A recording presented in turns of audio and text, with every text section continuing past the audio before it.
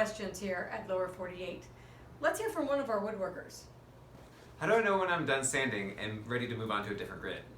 If you have sanded the entire thing with whatever grit you're on, so let's say you start with 80 grit or 150, and you go back and forth, whether it's on a piece of furniture or you're turning, doesn't matter. It'll all be pretty even looking.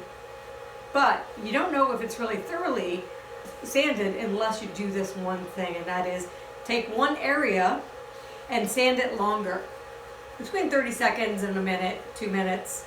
If it's exactly the same, and you can do this with it on.